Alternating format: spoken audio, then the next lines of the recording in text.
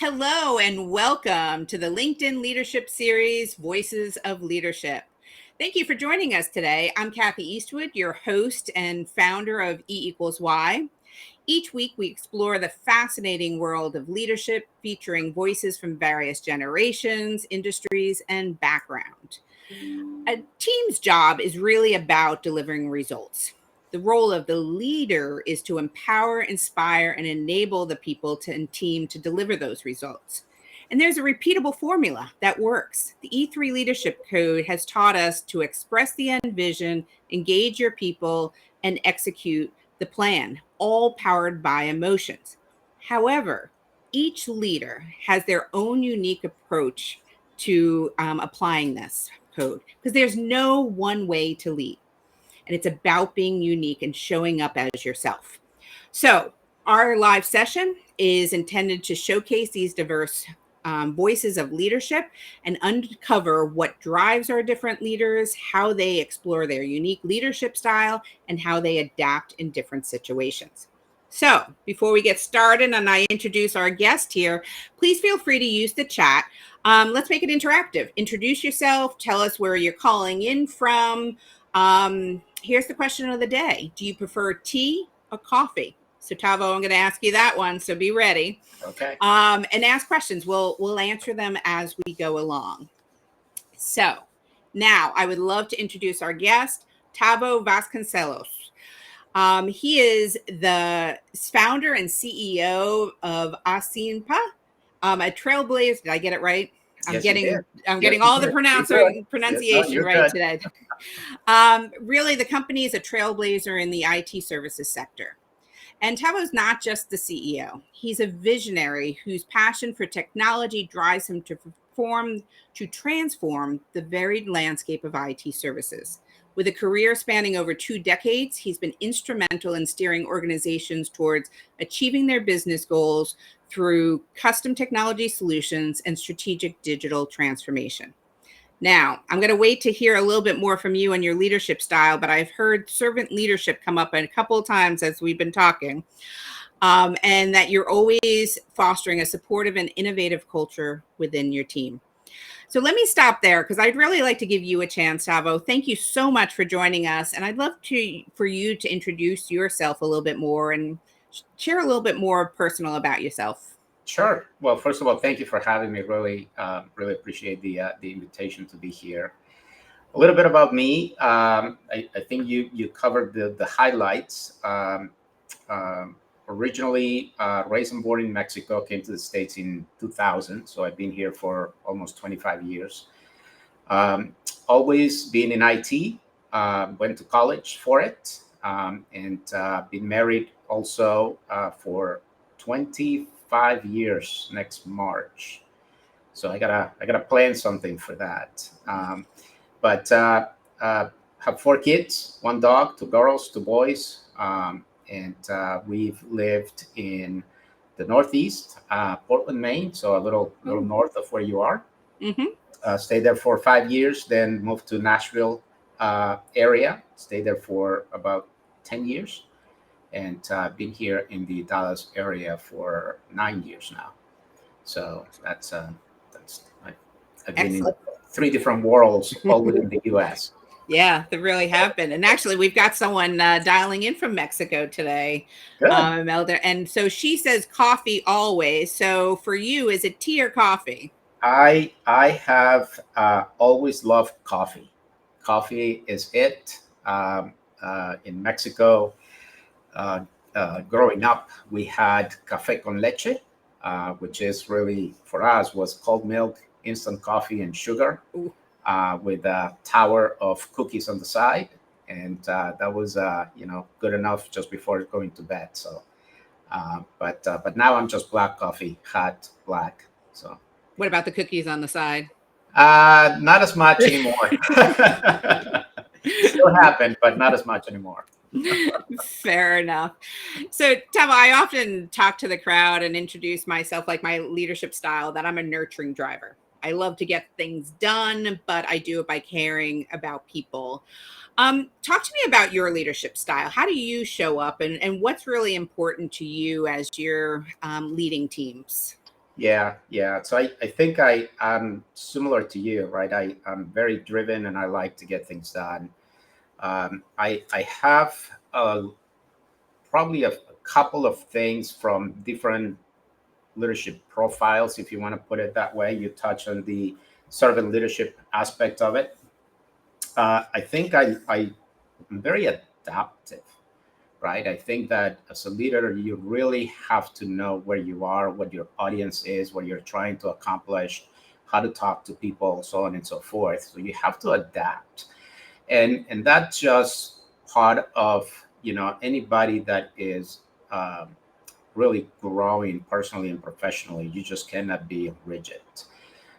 So those two are good. On the leadership aspect, specifically from a servant leadership perspective, I try to provide some level of coaching. I really try to enable, like, the culture that we're building at Simpa, as an example, is one of collaboration and one that offers transparency at all levels, right? We're still a young company. We're a very flat organization. And every single person in my organization has a direct access to me, and they ask whatever it is that they want to ask, right? Once upon a time, somebody said to me, "You can ask anything you want. I will just be prepared for the answer." Right? Mm. And so that's sort of kind of what I tell people. There's nothing they shouldn't ask or couldn't ask. Just want to make sure they're prepared for the answer.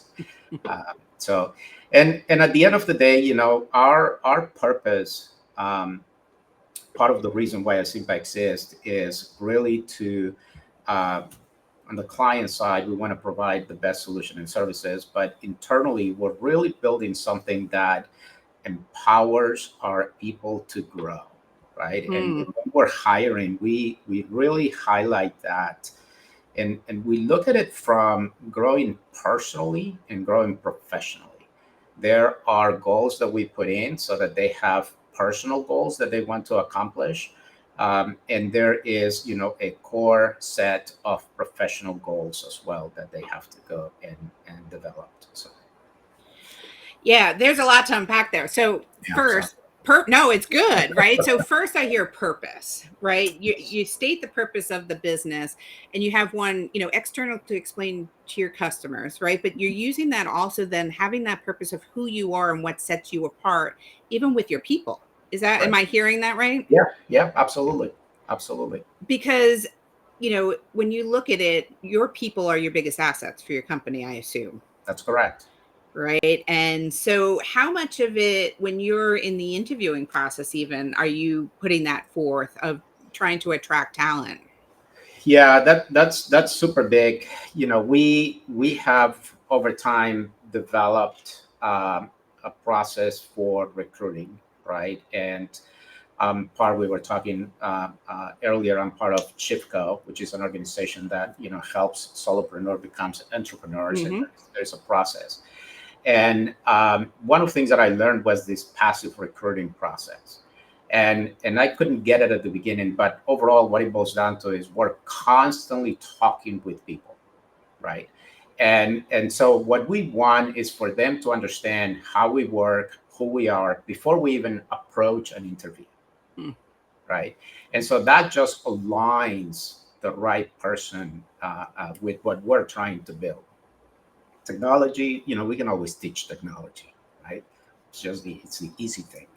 But really aligning what the core of an individual is with what we're trying to build, that's hard, and it takes a long time, right? So just by us engaging and continuing having that conversation just puts us that much more closer to understanding the pool of people that really align with us. So, So, that is powerful, right? And you mentioned Shiftco, and I know you have other business coaches too that you use. But how did you learn that? Was that something that you saw working with other companies as you were building your career? Like, did you have a leader that taught you of how important it is to connect to people? yeah, short answer is yes. I've been very fortunate. I've had in my professional career, I really have five bosses. That's really it. I try to be very committed. I think you can grow anywhere you are. It's really up to what you put in. And every single one of them, in hindsight, I never really look at it, but every single one of them had always either a story of a mentor that they had, or as we were talking, they always had somebody that they go to outside of work, right? Because your boss, you always want to have that connection with your boss, and your boss should have your best interest to grow, and so on and so forth. So there's some level of coaching and mentoring that comes directly from that line, and so kind of as I decided to go and start a Simpa, I wanted to have somebody that sort of has done it, right? That can do it. But the one thing that I learned is there are a lot of coaches out there, and a lot of them, most of them are super good, but a lot of them are very transactional, right? They've done it, and very unemotionally, they can tell you this is the formula, and you better follow it, and you're going to have results. And I talked to some of them, but probably, and I don't remember whether I listened to it in a podcast or if somebody was talking to me about it. You have to find somebody that is invested in you, right? Somebody that just kind of has that. It's not necessarily a good deed, a goodwill, but you cannot just show up and tell them what your problem is, and they give you, here's the recipe, go do it. It's that kind of digging into, tell me more, and having that conversation to where, today I have two great coaches, and I consider them friends, and we talk, and sometimes we just talk non-business, right? And those conversations are fantastic as well, because you just learn a lot more about that person. So now let me ask you a question, because I don't know the answer to this, but my gut is telling me. Do you turn around and provide that same kind of coaching then to your teams and even people outside your organization? I short answer is yes. I try to. I tend to be more selective now, right? And one of the things that I've learned over time is um, I have to save my yeses, right? It's I used to just be very accommodating and go to this and go to that, and I have now very well defined priorities. So yes, so I have a few individuals within a Simpa where I've personally taken and coached them. I am working right now. We were talking about the benefits that organizations will get if they have really a program for management 101, right? Typically what happens is you see your best resource that, again, operationally or accounting or finance or development, super performer is like, okay, well, we're going to move you as a team lead or as a manager, and there is no follow-up and there is nothing. So right now, very slowly, I've been working with a person in my organization to transition into management. And it takes time, really takes a lot of time. And we have great communication. So, there's a lot of what ifs of this happen, and you just kind of have to walk them through. And what is important in those conversations is ensure you're walking them through from the guidance so that they can arrive at how they would do it versus you telling them what they need to do, right? Is the teach them how to fish, don't give them the fish concept. But so yeah, I mean, I do, and when I cannot, I had a recent. We were at a happy hour with somebody, just kind of talking, and I asked that person flat out, "Was like, do you have a coach?" And he's like, "No." I said, "Go get a coach. You need a coach," because the conversation was very business specific, and in an area it was sales, and I am not a sales guy, I can tell you a few pointers, but I'm not a sales guy, right? So I'm like, go and find somebody that can be a sales coach, somebody that is higher up that can walk you through and help you get promoted within your organization and rapidly mature in terms of your experience. So Yeah, no, that's great. And, it's refreshing to hear because you get a lot of folks. And I think what it is, Tavo, is I hear the self awareness that you have, right? That we all have limitations. We have strengths, right, but we all have opportunities, right? And we can't do it all by ourselves. correct. So it's great. So, do you have a mantra that you use and live by and help others understand? Um, yes, I mean, my philosophy, and I have been um, capitalizing on it, is to be transparent, right? And so in Asimpa, we just have do what you say and say what you do, right? Mm, It is just, if you say you're going to do this, go do it. You're going to hit the wall sometimes. Tell me that you hit the wall, right? If you start doing something else and you have time to get into something that nobody asked you and you do it, tell us, because that's value added, right? If you do good stuff but you don't tell anybody, then probably going to be difficult. So I go with that one. And early on the conversation, your style, and I echoed, which is just make things happen, right? mhm. And kind of put that. So the other one, um, the other one that I use is along those lines, and that's something that my dad used to tell me, which is, nothing is perfect, everything is perfectible, right? And Mm. it's kind of like, just put something out there and make it better over time, but don't fall into the analysis paralysis aspect of it, because you're never going to get there. So those two probably are it. So, with that and running a company and driving a lot of change as you are, right, growing the company, how do you get that message across to people? Because, people tend to be fearful, I found, you know, Yes. and you need them to leave, check that fear at the door, right? So, Yeah. what are some of your techniques for helping people understand how you show up and how you want them to show up? Yeah. So there are a couple of things that we do.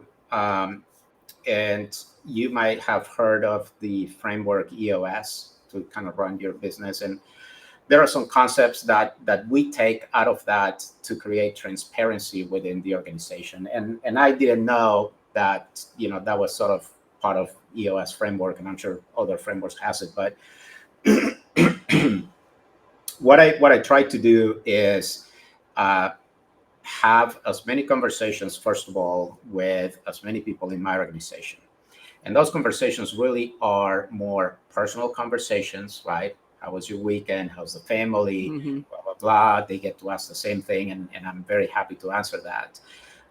But what I took is, we do every quarter, we do town hall meetings, right? And the ability for us to have those serves all kinds of purposes. We do it to ensure that we emphasize on the things like our vision and our mission, and we repeat that, right? It's just constant, ensuring that they are understanding, so that everybody is aligned. But we Hmm. also provide as much of a complete view of where we are as a company, what were some accomplishments that we have, and where we are going as a company, right? I think it's very easy, especially in our business, we're consulting, to get very focused in the project and the client that you're in, right? And just creating that view of, look, it's not just your client or your project. It's important, but we have, other 20 like that, and understanding the breadth of the scope that we are providing. So and what we've been doing with those is, before it was Tao just talking away. Now I have other folks just kind of running that, and I jump in, excuse me, where appropriate, but it is part of ensuring the growth, right? Communication is huge. everybody's timid. Nobody likes to get in front of people and talk or present. And so we take that as an opportunity to practice with our own quorum and just ensure that we can develop well articulated folks for that. So. That's amazing. I love that technique of having other people come into the town halls and talking and practicing, because there is so much benefit, extra advantage of doing that people don't always think of. They're like, nope, I need to be the leader and I need to be the talking head behind all of this. And in Yeah, reality, I can do it, no problem. But I much rather have my organization grow to be able to do that. yeah. And so it sounds like you're talking to all of the different levels personally. And how do you ensure your message is kind of landing with everyone? Is it by having those conversations then? It is. You can talk to people until you're blue to the face, right? But to me, um, it boils down to the way I measure that is the behavior that they have, the performance that they have, and the feedback that we get from the client, right? And so, super important. I personally talk to just about all the clients at least once a year, right? I go and I make my rounds. How's the team? How's everything? Blah blah blah. And that's just direct feedback, right? We Hmm. have folks that are in charge of a particular client, account, project, whatever, and then I get that feedback from them. And then we have through town halls, and there are, in addition to the town halls, we have also, I think it's like once a month. It used to be bi-weekly. It's once a month, where it is very sort of operations specific, Hmm. right? Where they get to ask any questions, whether it is about insurance, holidays, whatever it is that's in their mind. This is a half an hour for them. We go and open up with a couple of highlights, and then open that floor for them to just tee up any questions that they have. So.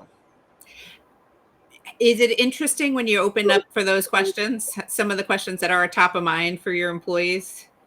It is interesting, and it's even funnier when you're in the meeting, because I am in the group where everybody is. We use Hmm. Teams, and then on the side we have a WhatsApp group as well. And as we are going and somebody's asking, the level of camaraderie that we've built is really amazing, because we're talking and there are just little kind of funny jokes getting posted over here of just the answer or the question. So it's every head is a different world, right?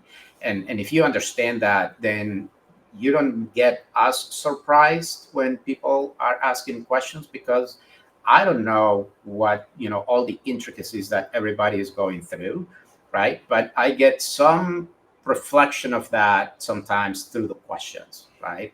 And there are going to be questions that, again, they may not necessarily feel comfortable asking, right? And so after each meeting, okay, if you had a question that was not appropriate for this, please contact me or contact Memo or contact somebody else, and we'll address them. So I think we've been successful are ensuring they understand that our door is open and they can ask, again, whatever it is that they want more details on. Yeah, and I think this is so important for leaders to understand, because there is a lot going on in people's heads, right? I always like to use the image of an iceberg, right? You only get to see what's at the tip, but there's a whole bunch of stuff. I remember working with one team one time. We're going through this massive transformation, right? We're changing how we're going to go to market, and we're trying to explain all of the intricacies. And we open it up for questions, and someone asked, is the lunchroom still going to be available? And I was like, oh my gosh, like that is not one of the concerns that I had thought about. Yeah, Right. But that's where people's heads are. And it gets very personal when you're driving change. And the only way you find out is if you ask the questions. that's correct. That is correct. Yeah, Yeah. yeah, you're correct. I mean, you never know what is truly important to people, whether it is part of their routine, and you're making a change, and now they have to adapt, or it's you just don't know where they're coming from. So Yeah. correct. So I hear from a lot of different managers and leaders, and I'd love to hear from you. Now, I'm assuming you have no conflicts that ever arise on your teams, right? But Of course. No, I don't know what you're talking about. but do you have any strategies when you do see conflict come up? If teams are not working in synergy, do you have any strategies for how to help resolve some of those conflicts? A strategy per se, I don't know that it's a strategy, other than I like to address those kinds of things as soon as they are visible to me. And addressing them is really just going through and processing it as an issue, right? It's sitting down, understanding the whole situation, and more importantly, is not just solving that day's problem, is really getting to the bottom of it, so that I don't have to go through the same thing next week, right? I just can't do it. So it's just digging in, and ensuring that, okay, here is the root cause. Can we change the root cause, right? And sometimes we're able to, other times we're not. And I don't have a problem, again, having tough conversations with people. Just like we bring them in and we try to develop. If things are not for them within our organization, I tell them, we'll go out of our way to make you transition and support you in that transition. Our philosophy is never to just cut you and leave you hanging. We all have family to provide for, and we understand that. So, conflict resolution, to me, it's everything. It's just a matter of knowing how to. And so I'm sorry, I don't have a formula. Those are frank and tough conversations to have, but getting to the root is top priority for that. Well, I think that is the strategy, right? You're willing to step in and lean in to have the tough conversations, right? You're getting to the root cause. I mean, these are things that, unfortunately, there's a lot of people out there that just want to keep the hands off. They don't even want to touch it. Maybe it'll go away. Oh no, But it doesn't go away. I'm assuming like it doesn't go away. That's the key there, right?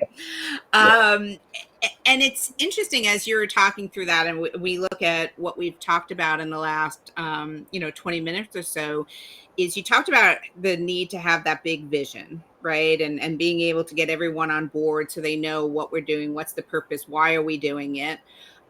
You talked a lot about talking to people, finding out where they're at, right? Engaging them and where they're at. And this last piece, as you were talking about the conflict resolution and the broaching it, is you have to execute. That's correct. Right. And sometimes the execution part can be some of the hardest elements. That is correct. Yeah, I mean, you're 100% correct. It does no good to go through the process, come up with a plan, and not execute it, or execute it halfway, right? It has to go all the way. And what's important to understand there for us as leaders is that you have to be always very careful in any scenario where you are being called upon to execute, because if you don't, you're setting precedents for the entire organization, right? Everybody's looking at you. And if you don't do it, if you say you're going to do X and doesn't happen, and everybody looks and everybody models your behavior. So super important, the execution, for sure. Yeah. And I mean, as you've been talking through all of this, is really the emotional connection, right, with everyone, and people step up, right, when they know that you've got their back, they know you care, you're going to deliver, right? I Right. mean, this is something people actually want to be part of teams where you're going to deliver. Yep. Right. That is correct. Yeah. And so that's great. So actually, there was someone on the chat, Carrie had asked us, how do you create that psychological safety when you have to have those hard conversations? It's a fantastic question. I think it boils down to how you have that conversation and what is the post action that happens, right? There are times, you know, for us, as an example, I'll tell you something that just happened, right? It's one of our developers was working on a project.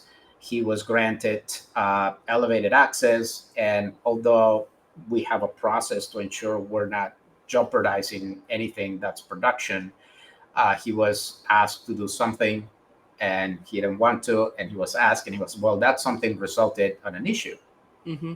right? That got escalated all the way to me. So I had the conversation with him to just walk him through, right? So that if he feels that he's been put in that situation, that gets escalated internally first, so that we can help him ensure that there is going to be success at the end of the day. What we try to do is just mitigate all risk around everybody and everything. Mitigate is the word, right? Mm-hmm. We don't get rid of it. So that's one example. The end result is, once, in my experience, once I've had that sort of tough conversation with somebody, and they understand that they can come to me and have that direct conversation, and there is nothing, no repercussion or anything like that, then that just opens up everything, right? Because I'm not gonna reprimand anybody for coming to me and opening up or anything like that. It's like, let's figure out, this is what needs to happen, here is what I would do if I were you, and so on and so forth, and provide that support. That may be on flexibility, that may be on direction, whatever. But it boils down to just how you have that conversation and the quality of the first conversation. Yeah. Right. Yeah, and getting to, the people then know you. I Right. remember you reminded me of a story when I was a young accountant, and I was called into the office of a partner, and we had missed like $1 million mistake. I mean, it was big. Sure.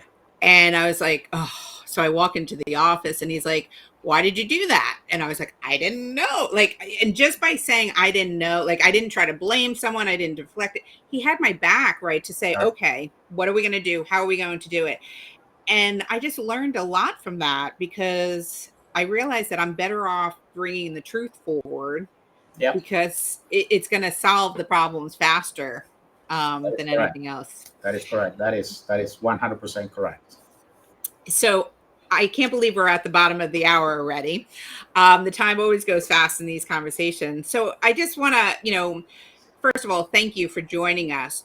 Do you have any like last parting advice you'd want to give to some of the leaders that are trying to elevate their game to become CEO? What's some advice you would provide, or a piece of advice? Um, I would strongly suggest that if you don't have a coach or a mentor, to get one. It is a game changer for you. It is tough to be in your office and getting up and talking to a wall.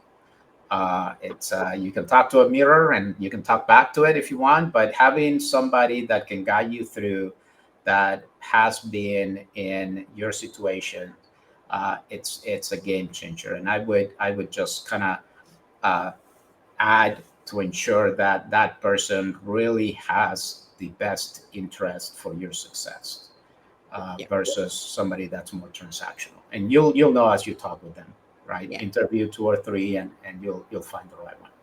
Excellent. I love it. In fact, we just put I wrote a blog, I think it was last week or the week before, it might be in the notes, of how to create your own personal board of directors, Sure. right? So there's coaches, there's mentors, there's advisors, there's different people that are going to play roles in your advancement. So I Correct. think, if anybody has any questions about that, reach out, because there are different levels and different points that people can provide value to you in your careers. So, Tava, thank you so much for joining us. We really appreciate it. I've taken so much away from this conversation. Honesty is the best policy, right? I love nothing is perfect and everything is perfectible. There you go. And just to hear your approach on how you drive change, of expressing the vision, engaging the people the way they need to be engaged, and executing.